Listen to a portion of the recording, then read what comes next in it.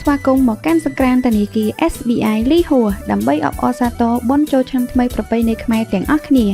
នេះជាពេលវេលាសម្រាប់ភាពសប្បាយរីករាយនិងការអបអរសាទរនៅភាពជោគជ័យនិងការបន្តនៅផែនការឆ្នាំថ្មីរបស់យើង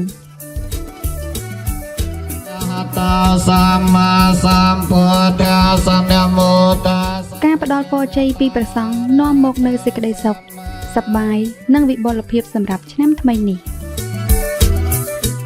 យុងជុំថ្ងៃនេះគឺជានិមិត្តរូបមួយដែលសាខាទាំងអស់នៅក្នុងព្រះរាជាណាចក្រកម្ពុជាបានរួបរวมគ្នានិងកំពុងប្រារព្ធកម្មវិធីចូលឆ្នាំខ្មែររបស់យើងផងដែរបុណ្យចូលឆ្នាំថ្មីប្រពៃណីខ្មែរគឺជាពេលវេលាសម្រាប់ការអបអរដ៏រីករាយនិងការចូលរួមលេងល្បែងប្រជាប្រិយរួមគ្នានៅក្នុងក្រុមគ្រួសារនិងបងប្អូនប្រជាពលរដ្ឋខ្មែរ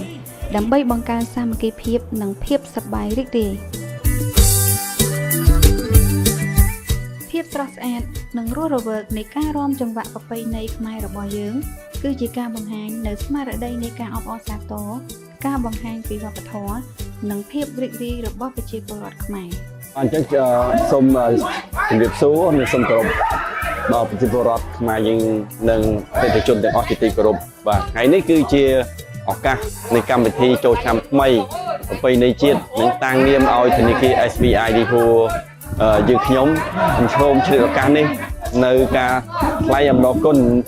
ជូនដល់ប្រជាជនកម្ពុជាជាទូទៅក៏ដូចជាអតិថិជនរបស់យើងទាំងអស់សូមមានសេចក្តីសុខសប្បាយហើយនឹងមានប្រាជ្ញាជ្រាបវៃនឹងទទួលបានជោគជ័យជំនះគ្រប់ភារកិច្ចនិងជោគជ័យថ្មីៗថែមទៀតបាទវាមានសារៈសំខាន់ណាស់ក្នុងការចូលរួមថែរក្សានិងចូលរួមក្នុងឱកាសបុណ្យចូលឆ្នាំថ្មីប្រពៃណីខ្មែរខាងមុខនេះ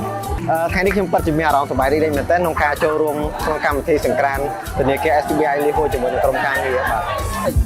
ខ្ញុំសូមជូនពរដល់អ្នកទាំងអស់គ្នាក្នុងឱកាសបុណ្យចូលឆ្នាំប្រពៃណីខ្មែរសូមឲ្យបងប្អូនទាំងអស់គ្នាសុខសប្បាយរីករាយ